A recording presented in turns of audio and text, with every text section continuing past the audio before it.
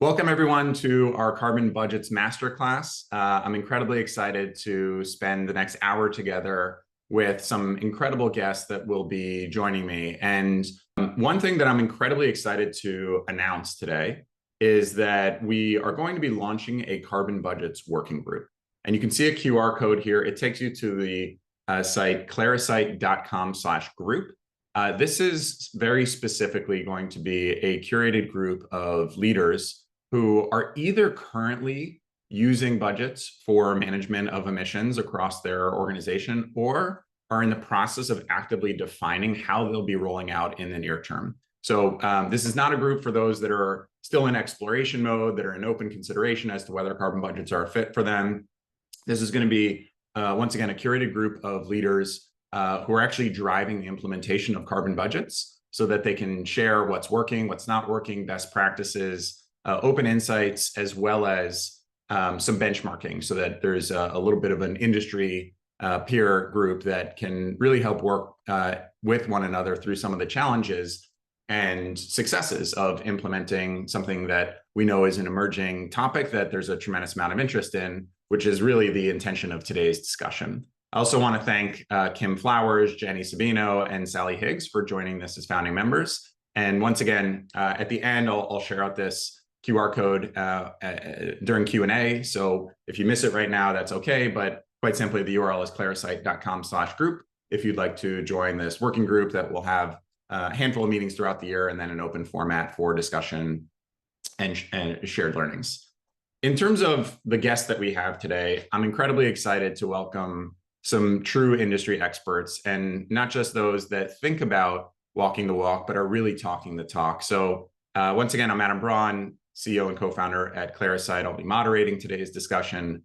I'm joined by Andreas, who is the head of travel management at Swiss Re, as well as Leopoldo, the senior environmental management specialist at Swiss Re, and Denise, who is the corporate travel campaign manager at Transport and Environment, which has led the process of developing several incredibly compelling and action-oriented campaigns, inclusive of the one that she will share with us in greater detail today. So in terms of the agenda, we'll talk a little bit about the new stage for sustainability. We'll then move into a deep dive of the smart travel rankings, which Denise will lead. Then we'll go into some of the best practices that I'll share as an overview that we've derived from our work across multiple industry leaders at Clarasight related to carbon planning and budgets. And then we'll have a deep dive of a case study from the Swiss Re team, and then from there move into Q&A. What you'll see in the bottom right throughout many of the slides is a QR code that provides access to a free resource that we wanted to provide to bring value to each of you that are watching today, which is a white paper on best practices for sustainable travel management. So in terms of setting this new stage, I just wanted to kick us off with the acknowledgement that we are seeing a very significant new approach to emissions management. And in particular, this is really a shift from focusing on just purely measuring emissions for reporting purposes to actually driving action that leads to material reduction of emissions. And that's really the intention of today's deep dive. We know that carbon budgets are one of the leading mechanisms to help drive that change and transformation, but we know there are several others out there. And we're going to be doing subsequent masterclasses on some of these different opportunities. And I think Swiss Re is a fantastic example of an organization that's actually stacked several different mechanisms to drive transformation. So with that said, really excited to turn it over to Denise. Would love for you to share a little bit on the rankings that you all developed in the broader campaign. Okay, thanks very much, Adam, and really a pleasure to be with you all. So a word about the campaign. We launched the Travel Smart campaign in 2022. It's a global effort to help businesses move towards purposeful travel and reducing their corporate emissions. So our aim has been really to seize the opportunity of the experience and the new thinking on travel since the pandemic to be able to innovate and to lock in the lower levels of business flying and travel emissions. Taking a step back in this perspective about what we're looking at in terms of emissions. So across a number of sectors in the economy, there is a movement towards reducing emissions, improving sustainability. Unfortunately, in the transport sector, where we're operating, aviation emissions are projected to rise unless we take further immediate steps. And according to T&E's analysis, the best way to reduce flying emissions or aviation emissions in this decade is to fly less. And that's because it's really going to only be after 2030 that sustainable fuels and zero emissions aircraft can really play their role at scale. So with that background note, how does our campaign work? Well, the central tool of our campaign is our annual Travel Smart ranking.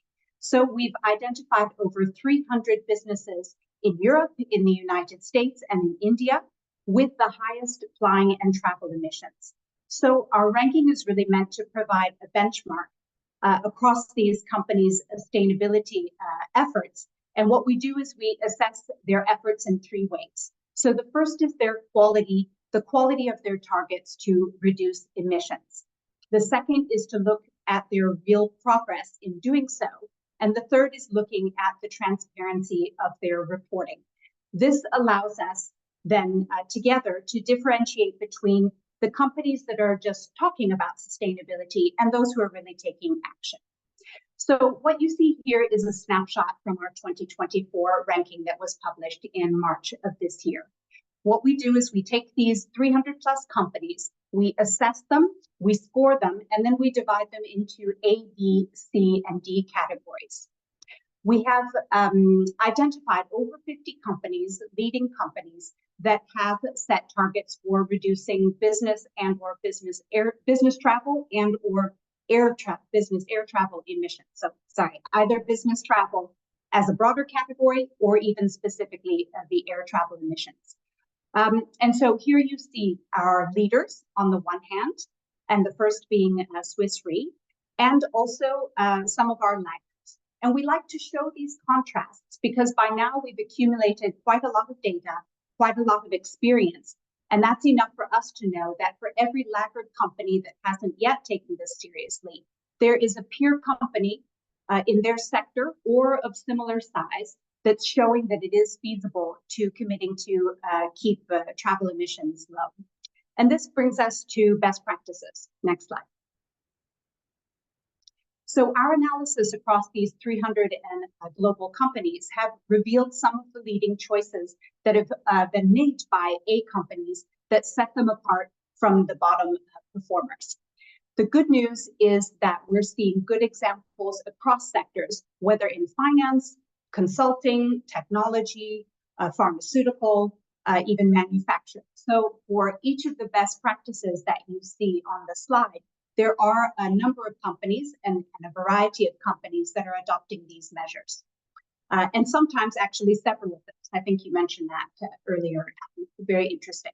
So for the carbon emissions budget, we have, we're going to be speaking about that. We've also seen in a previous of your webinars, Clarasight webinars, that Bain Consulting Company has also put that into place. The measure of stopping one-day travel, so really trying to reduce the frequent flying and take longer time for trips to meet multiple objectives. That's been put into place notably by EY Consulting. Adopting virtual first. So that's really all about saying, okay, let's first really assess whether we can accomplish our objectives through using virtual tools. We can see AstraZeneca in the pharmaceutical industry has been doing that, putting that into place. Prioritizing rail where possible. So of course that's also a bit dependent on having the alternatives, but there are good alternatives for a number of routes. And for that, we see, for example, Crédit Agricole, the bank in France, that is putting that into place. Decentralizing operations, a very interesting one that's been put into place, particularly by manufacturing companies. So the idea that you can, rather than having global teams that have to travel around the world, that you can actually try to decentralize your teams to be closer to where they need to operate. And we have Tetra Pak, the Swedish company that has been working with this approach. And finally, then incentivizing the achievement of goals, so really tying this goal of emissions reduction to also incentives for employees. That's been put into place by Salesforce, the tech company in the US. So that's a little overview of the best practices we've identified. And just finally, to take a step back, so to say more broadly that we believe in our campaign that traveling smart is a journey. So our goal is that as many companies as possible improve their sustainability. Those that are in our ranking move up in the ranking. And while we focus on the biggest flyers that we believe have the biggest responsibility to act, we do think that the campaign's approach to sustainable business travel is something that can be applied more broadly to a wide set of companies and organizations. Thank you. Fantastic. Thank you so much for really setting the table for this broader conversation, Denise. And for those that are with us live, you should have seen a poll pop up. Would encourage you to briefly submit your responses to that poll, as it's really helpful for us to not only make sure that we can follow up appropriately with helpful content for each of you that's customized to you and your journey, but also as we look to curate value additive webinar and white papers and additional content and guests in future webinars, the answers to these polls really help guide us on that particular journey. So let me just set a little bit more context and share some of the high-level best practices, and then I'll turn it over to Andreas and Leopoldo to really walk through the specifics of Swiss Re's journey. So a little bit of the why. The reality that we focus on quite heavily in many of the conversations that I and many of my colleagues experience on a day-to-day basis with travel and sustainability leaders in particular is one in which we see that companies really have never historically had to do department level carbon planning. We see that companies have rigor around financial planning, headcount planning, technology planning, operational planning, but there's never been a regulatory or a business reason for department level carbon planning until now. And so the question then becomes, of course, what has changed? And the first real catalyst here is regulation. So many of you might be familiar with the Corporate Sustainability Reporting Directive, CSRD, which is going to require 50,000 companies that are responsible for generating over $20 trillion of turnover to not only report on their historical emissions, but move forward with carbon targets and have credible transition plans to achieve the emissions reduction that they are committing to going forward. And so this is really catalyzing a new era of requirements around confidence in forward-looking target development.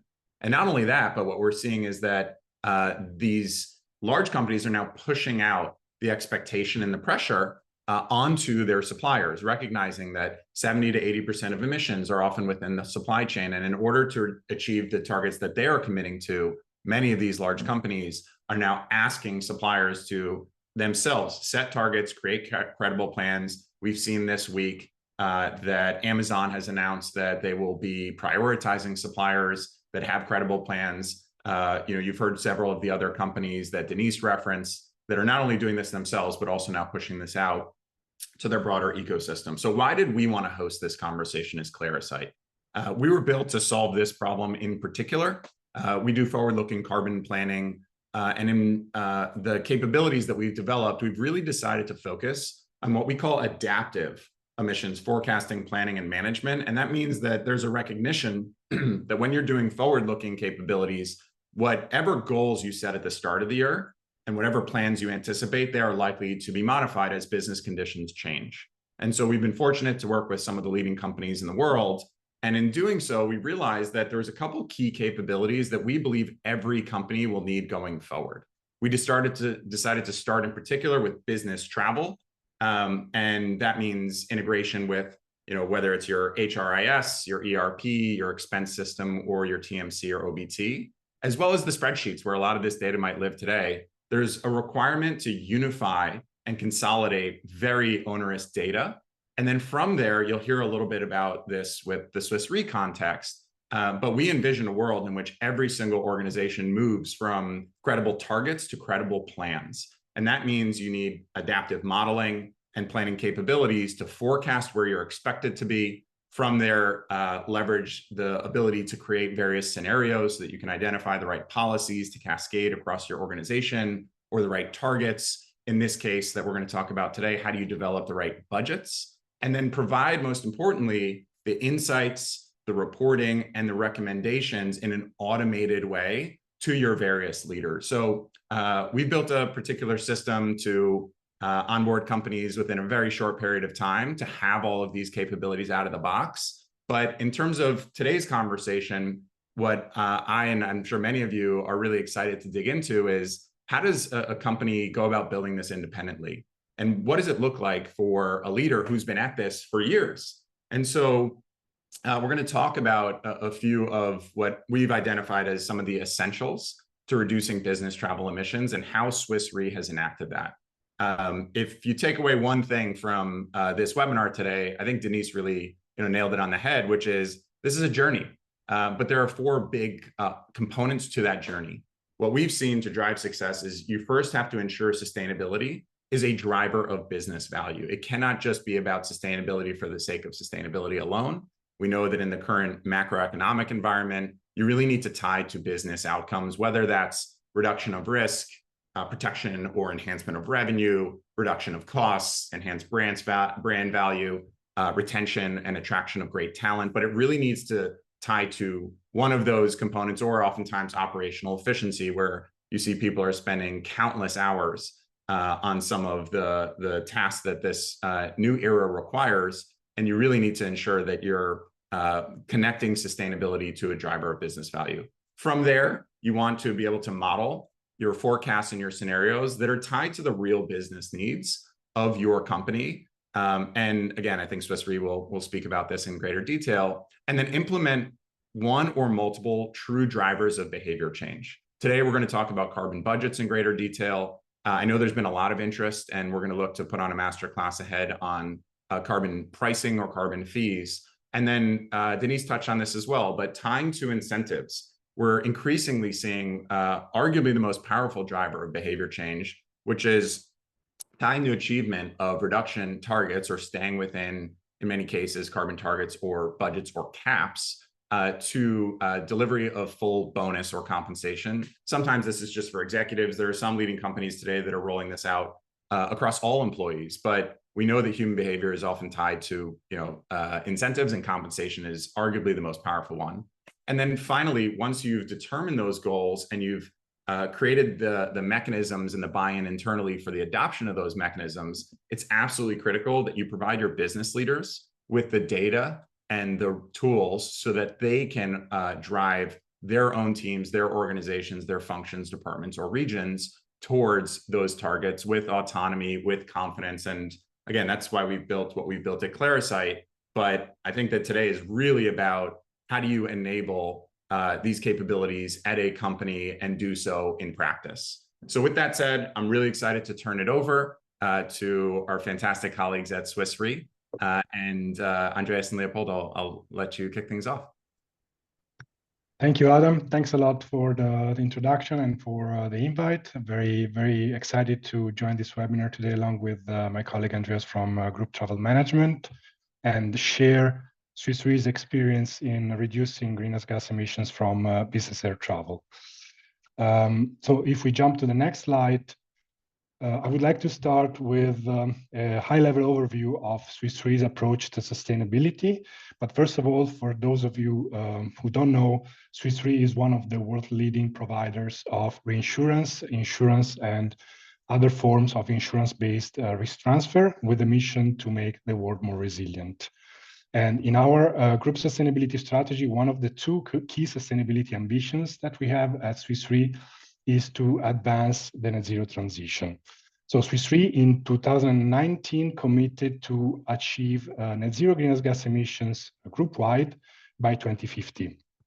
And therefore, it aims to play its part in accelerating the transition to a low-carbon economy by de-risking transition projects and infrastructure, scaling up related investments and decarbonizing its own operations, but also, as you mentioned, more importantly, even working with suppliers, clients, and investees to support them in doing exactly the same. If we move to the next slide, and we focus now only on operations, If we focus on Swiss Re operations, we have a dual strategy to achieve our greenhouse gas emissions, our net zero greenhouse gas emissions within our own operations. And this strategy can be summarized by the motto, do our best, remove the rest. So this strategy is built on three key elements. The first element is, of course, what we need to do first and foremost, so reducing our operational greenhouse gas emissions as much and as fast as possible by setting both near-term and long-term science-based targets that are aligned with a 1.5 degrees compatible pathway. And of course, reducing our greenhouse gas emissions from business air travel is part of this do our best strategy. Then the second element is to support carbon removal solutions that, or the development of carbon removal solutions that are needed to deliver these negative emissions that will be needed to achieve net zero at a global level. So we know that in order to achieve net zero, we need to balance all the residual emissions at the net zero target here with carbon removal. So this is a clear message that we have from the science. Third element of the strategy is basically continuing to purchase carbon certificates that are needed to compensate our remaining operational emissions in scope. But we want to transition from carbon avoidance certificates, so the conventional carbon certificates, to carbon removal certificates, targeting 100% carbon removal certificates in our compensation portfolio by 2030. So this is what the Science Based Targets Initiative calls beyond value chain mitigation. And we are very active also in this space. As an overarching element of our net zero strategy within operations, we have an internal carbon price that we call carbon steering levy, which was set in 2021 at $100 per ton of CO2 equivalent. Okay, here it is. So this is the bottom part of the graph on the left-hand side. I'm talking about the carbon price, the internal carbon price that we set in 2021 at $100 per ton of CO2 equivalent, and that is linearly increasing to $200 per ton of CO2 equivalent in 2030. So this carbon steering levy, this internal carbon price, will help us to achieve both the do our best and the remove the rest objectives of our strategy. Because on one end, it incentivizes concrete emission reduction initiatives, and on the other hand, it is expected to provide the necessary funds to transition our carbon compensation portfolio from conventional carbon avoidance certificates to high quality carbon removal certificates that are much more expensive at the moment. As I said, reducing greenhouse gas emissions is just one component of our do our best part of our strategy. And if we go to the next slide, we can see that we actually started quite a long time ago to work on greenhouse gas emissions in general, but also specifically on air travel greenhouse gas emissions. So the first milestone was in 2003 when Swiss Re joined or became member of the World Bank Community Development Carbon Fund, which was a carbon finance program that was created under the Kyoto Protocol to not only deliver greenhouse gas emission reductions, but also to support and to provide benefits to local communities in the poorest countries. So as Swiss Re was one of the corporate buyers of carbon certificates from this program, and this triggered the need for a greenhouse gas accounting and reporting system, which was implemented for the first time in 2003. So we reported our greenhouse gas emissions from operations, so scope 1, scope 2, and business air travel for the first time in our corporate environmental report in 2003. Then in 2010, Swiss Re expanded the alternative collaboration methods by improving video conferencing capabilities and offering employees digital solutions for alternative collaboration. And this was the first time when the company heavily invested in this infrastructure. And at that time, in 2010, at Swiss Re, it was already possible to work remotely. And this is, of course, important to achieve emission reductions by prioritizing virtual meetings, of course. Then in 2014, we implemented our first internal carbon tax on business flights. And for the first time this year, the business units and functions were charged with this $8 US dollar per ton of CO2 equivalent carbon price. So they were effectively paying for the carbon compensation program of the greenhouse gas emissions according to the polluter pays principle. And then in 2018, after some years of consolidation and streamlining of corporate travel management practices, the first centralized dashboard was implemented, monitoring air travel greenhouse gas emissions and costs, providing therefore transparency to senior management on this very important topic. If we go to the next slide. An internal analysis that was done in 2018 actually showed that despite all these measures that were implemented prior to 2018, the average air travel per employee did not significantly reduce, but on the contrary, it increased from 2013 and 2014 up until 2018. Of course, there was a big drop, mainly driven by the financial crisis in 2008. So this led to significant travel budget cuts, and this caused the drop also in the average air travel per employee. But then in the following years, air travel per employee continued to increase. So this was kind of a wake-up call for our senior management that something else needed to be done, something more effective.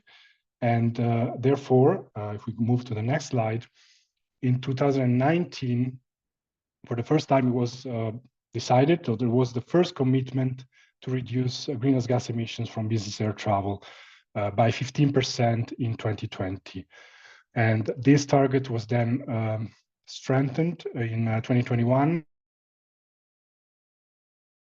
so by 30% in 2021 and 50% in 2022, 23 and 24, following the outbreak of COVID pandemic. And these values are relative to pre-pandemic years, so to 2018. And also in 2019, for the first time, the internal carbon budgets were implemented at Swiss Re.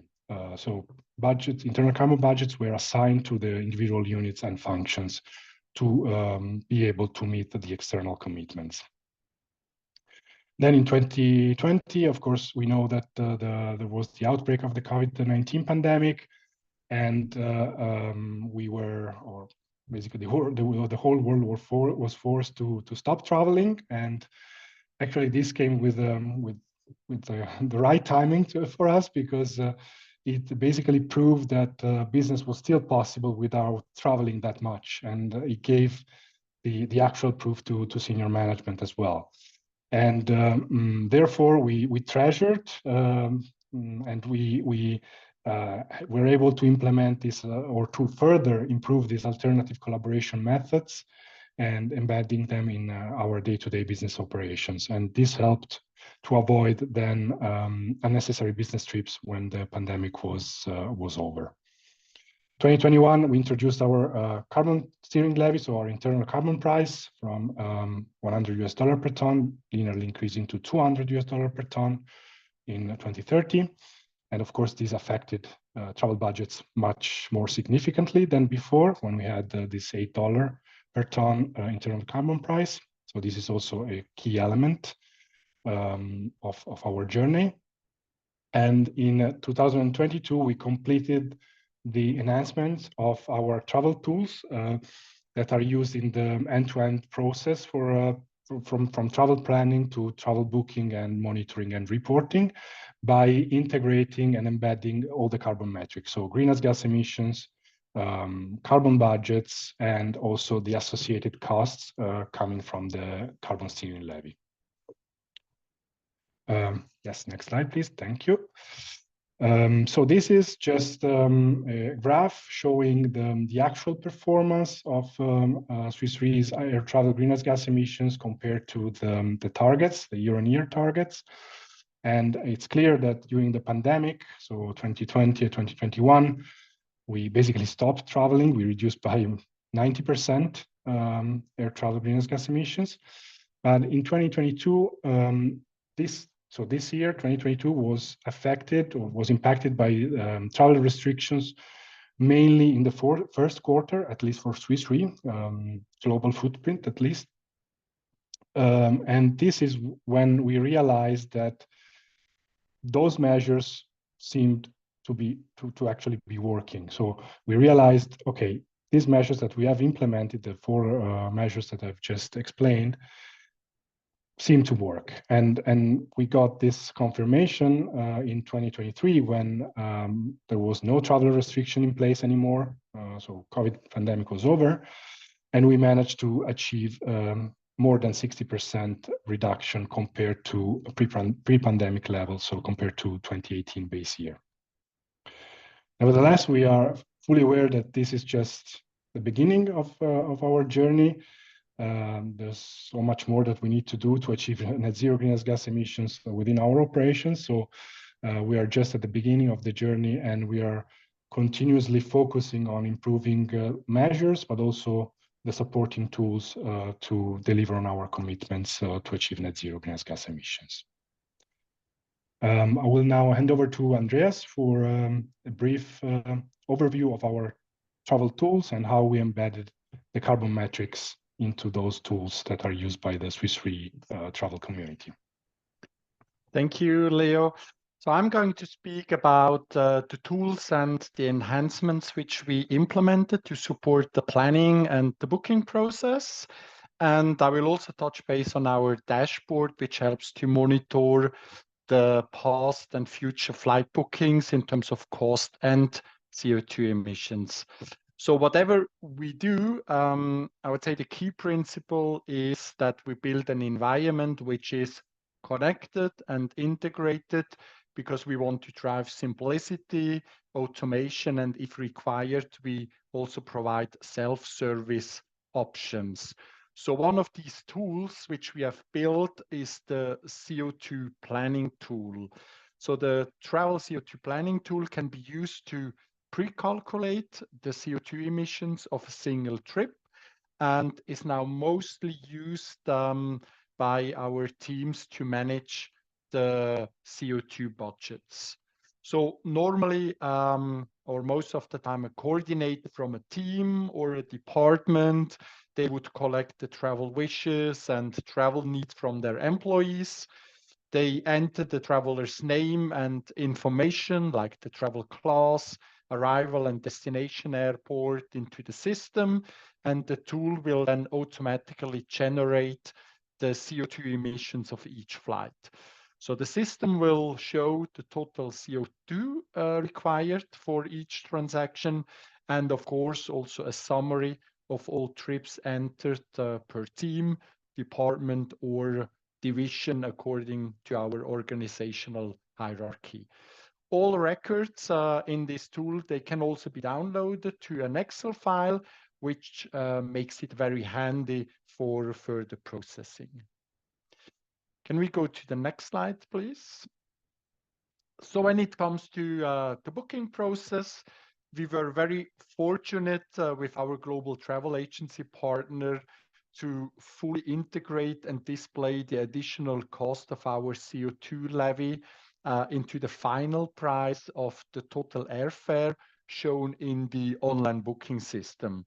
So the price which they can see in the booking system does include the Swiss Re CO2 levy.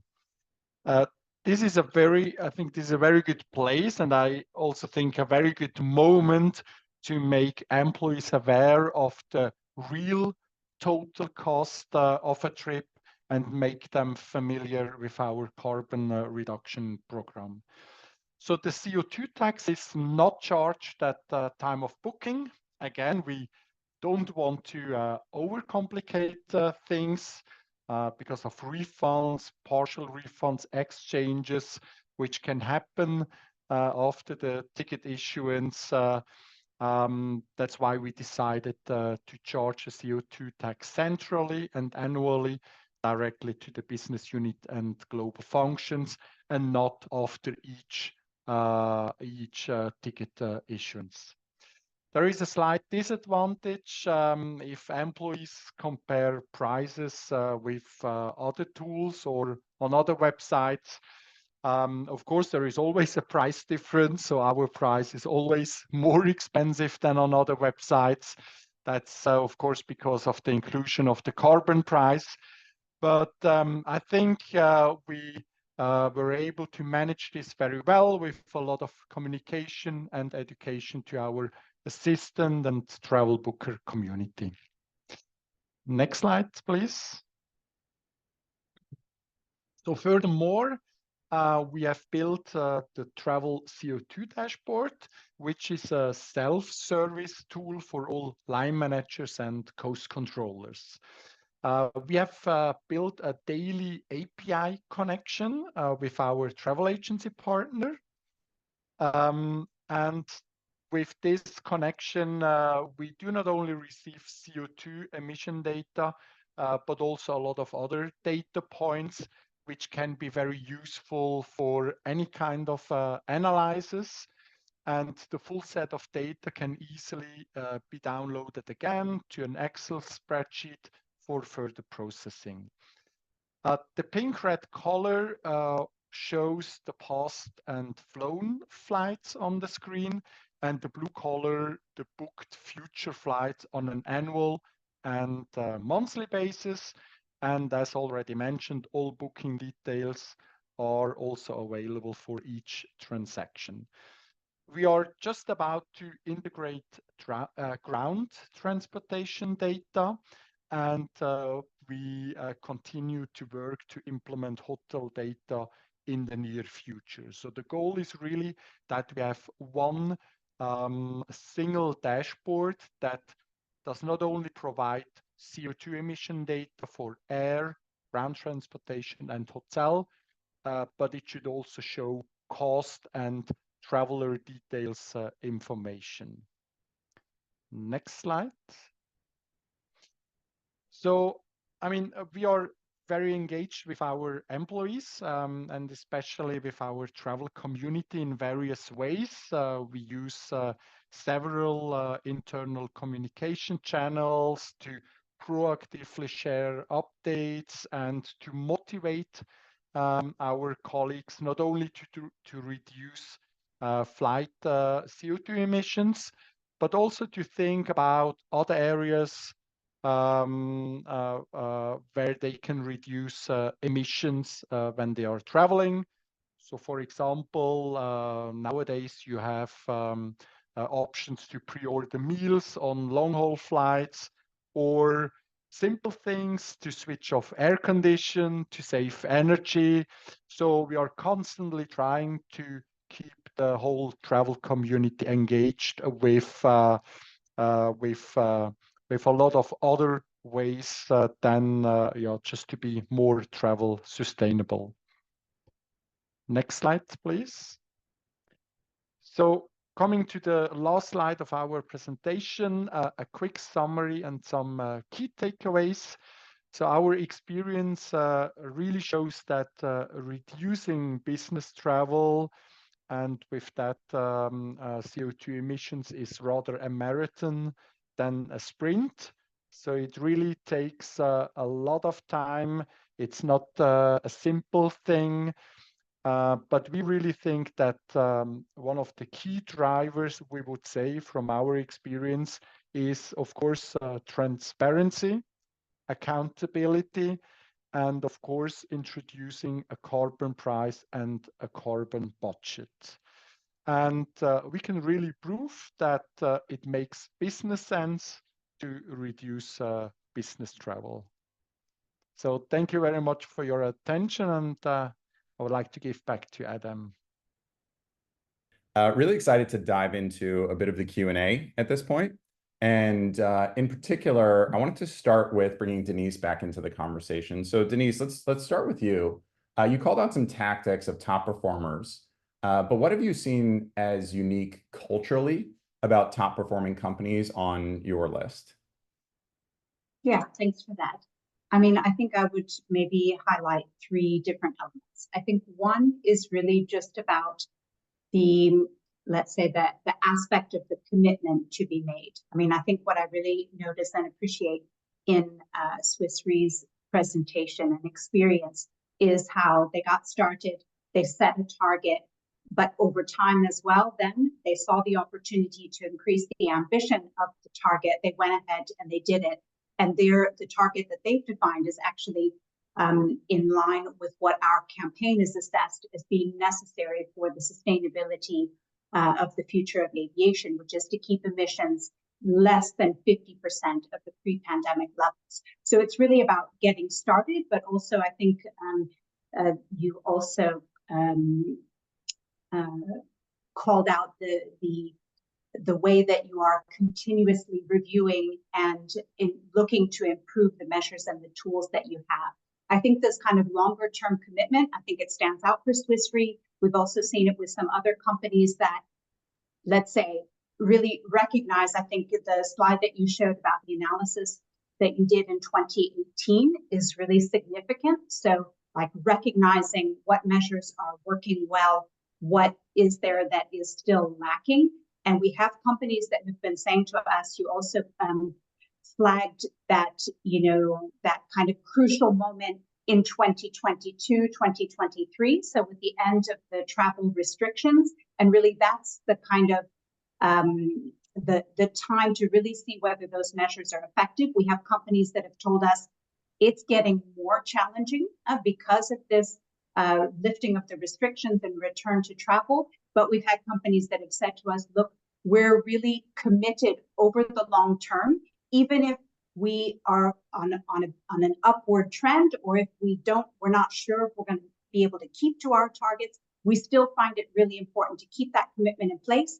And then just this continually kind of review, reassess, look, what do we need to adjust so that we can get the right measures in place. So I think that's the second one, really sticking it out and improving over time. The third for me is this aspect of the multiple benefits that this can bring and how that's important for the company's internal and external communications. So, I mean, from transport and environment, we're of course looking at it at this crucial element of reducing emissions, because that's so important for the sector, for our planet as a whole, for our society. But I think Swiss Re really touched upon as well, last slide really calling out, makes business sense. There's been the reduction in the spend. So really seeing the benefits from a cost and economic perspective in the company, but also talking about your traveler community. So really looking as well at, caring for the employees, thinking about also the advantages that they can see in having more flexibility and more freedom in the way that they manage their travel choices. So I'd say those are the things that we're seeing across the leading businesses. Fantastic. Now, as we turn over to our colleagues at Swiss Re, I also wanted to share a couple of resources that I'll leave up on the screen. So one of them is the QR code that you saw originally, which is the ability to download right in the center of the screen a sustainable travel white paper that we've put together that we've heard really, really fantastic value has been derived for folks. And it's just, again, a free resource. On the left, you have the ability to schedule a demo with some of my colleagues or myself or one of the other leaders at Clarasight. And this is really an opportunity to have a mutual dialogue about the journey that each of you may be on, and really for us to be hopefully a helpful resource. You saw earlier in the poll, about half of attendees have completed that. Thank you so much. If you haven't yet, it's just a couple clicks, but that'll be really helpful for us to understand how we can be best partners to each of you, whether it's bringing you into some of the working groups that we're developing or ensuring that we're building the right webinar content to support each and every one of you. And then on the right side, again, the ability to join this carbon budget working group that we're launching today. I'll jump over to Andreas. I'd be curious, we know that this is a remarkably collaborative journey. This isn't something that you deploy in a vacuum. It's really critical that you're able to engage in a thoughtful and effective manner the key stakeholders across the company that help you drive this commitment to sustainable travel and ultimately reduction of emissions. Can you speak for a little bit about who it has been that has partnered most closely with you on the journey, and why those either roles or functions have been most critical as partners for you? Sure. I mean, in our case, the main commitment came directly from our senior management, so namely from the group executive committee, which is also responsible for the implementation of our group sustainability strategy. And this certainly has been a key element that helped the whole organization to build the strategy, develop the necessary tools, and also deliver on the commitments. Got it. How about Leopoldo? Can you clarify what was the tipping point that you believe was most helpful to get the internal adoption to move to develop carbon budgets and implement them in particular? Yes, I think that the tipping point was the realization that happened in 2018 that the measures that were implemented in the previous years up to that point did not really work. And this is when senior management came to the conclusion that something else was needed to achieve these emission reductions from business air travel. And this is when it was decided to implement a carbon budget that is coupled also with our internal carbon price. So it is this enhances the effectiveness, I think, of the budget itself. Got it. Would you mind maybe sharing with us, Leopoldo, a little bit about how carbon budgets are integrated into the annual planning process, as well as I know you all have taken an approach related to compensation and any other areas of business relevance? Yes, so carbon budgets are assigned to the individual business units and group functions within our company at the first level of our organizational structure. And this happens during the usual financial planning for the following year. So every year we have a carbon budget that is assigned to the units at the first level of the organizational structure. And then the units are responsible for cascading this down to the divisions and the departments. So there are units that even go to the cost center level. So a specific cost center has a specific carbon budget. There are units that stop at department or a division level. So there are different approaches within the organization, but basically we left this flexibility to the individual units because they know best how to manage these carbon budgets because they also manage all other budgets, right? So they know exactly what they need. And when it comes to supporting them, we implemented this travel planning tool that Andreas just spoke about. So this is a core tool that has been used in the past and will also be used in the future to effectively plan for those emissions for the following year, or in the planning phase. And when it comes to tying these results to performance and compensation, so each individual unit has a scorecard, and the carbon budgets or the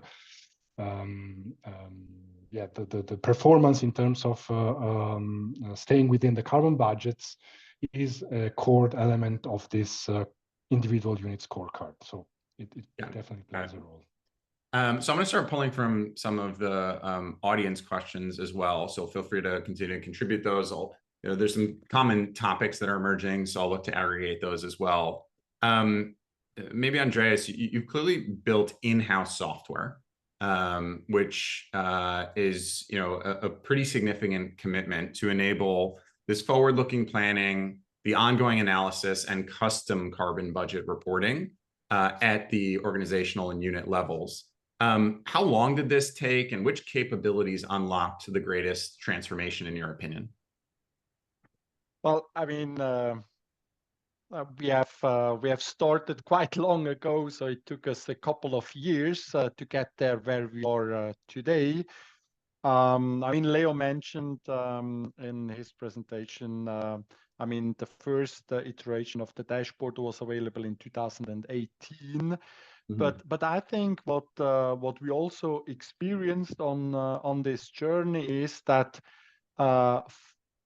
much longer ago, we, for example, consolidated our travel agency landscape, for example. I mean, this really helped us a lot that we have one single global travel agency in place, that we use one corporate credit card provider, especially in terms of data or starting just talking, how do we get the data? How can we integrate the data into the dashboard? It's really key. It's much easier if you only have to speak to one single provider, or if you have to do that with 10 other providers. And I think the key element here is definitely the dashboard, which is also a self-service option for all the line managers and cost controllers, just to keep the whole travel community engaged, so that they are just to take them on this journey. Got it. So yeah, I mean, I think you're calling out something really critical, which is giving visibility all the way down to, you know, a manager level Exactly, into your team's progress, so that they can make responsible choices on behalf of the collective rolled up budget. Makes a ton of sense. And it's something that I think is really, really critical. We're seeing frequently as a foundational capability to drive true adoption and success towards a shared set of targets. There's a lot of questions coming in about how to navigate obstacles and internal resistance. We oftentimes speak with leaders in sustainability, leaders in travel, leaders of functional business units that themselves are very excited about the potential impact of some of the mechanisms. I'll focus in particular on carbon budgets that you've referenced, but they are concerned, or they've experienced some resistance from other leaders in their organizations. I'd love to hear about what are the biggest obstacles that you faced, and how have you navigated that resistance? And in particular, if you can maybe share a response about what you would encourage others to focus on as they look to implement similar strategies like a carbon budget. Yes, I think I'll take this one. Well, for us, we must be honest. The travel restrictions imposed by the pandemic really helped to build the case, because we were forced to stop traveling, right? And this was the proof that we could do business without traveling that much. Of course, we know that there are some business trips that are necessary for business purposes, and we don't aim to stop traveling or to reduce to a level that is not sustainable also financially for the company. But we managed to avoid all those unnecessary trips that were happening in the past. And COVID-19 pandemic gave the answer, and we just thought, okay, now we need to take these learnings and transfer them to the post-pandemic period and keep them at the same with the same importance, at the same level, to be able to keep the emissions low. That's what happened. We were probably lucky with the timing, because we implemented the carbon budget we had the first target in 2020 when the pandemic actually started. So yeah, I would say that for me, the most important thing, or one of the most important things, is to have the data available to show senior management what needs to be done, and also the consequences of implemented measures. I think that was key for us to have. And as Andreas mentioned, we have been working on this data foundation for quite some time in the past, and we are still working on it, actually, because it's not finished. The journey is not over. Great. Well, I want to be respectful of people's schedules. We're at the top of the hour, so maybe in closing, just a lightning question in a sentence or two for each of you, Denise, Leo, and Andreas. Knowing what you now know, what is the final piece of advice that you would encourage those who are watching today looking to implement sustainable travel emissions reduction measures and see success within those? Denise, I'll start with you. Yes, I think I'd really just take away from this how important it is to get started. It doesn't have to be perfect. just important to get started now. I think there are a lot of resources, a lot of experience that's out there. So really the possibility to kind of learn from others and to be ambitious, make progress, and continuously improve. Great. Leo, I'll jump to you. Yeah, I subscribe to this. I think get started is really the most important thing, because it's a long journey, as we saw. It's not that you can achieve these results overnight, but getting started is probably the most important thing. And setting a carbon budget that is coupled with a significant internal carbon price, I think that helps getting started and getting started in the right way. Great. Andreas, do you want to close us out? Well, I mean, I can say that I was very skeptical on my side first, but now I'm very excited on this journey, what we have already achieved. And I think, yeah, just start with something small, and over the time it's getting bigger. And it can really get excited when you start the journey. Fantastic. And collaboration is key. Collaboration between the team. So sustainability team with the travel team. No. It's really important to be on the same journey here.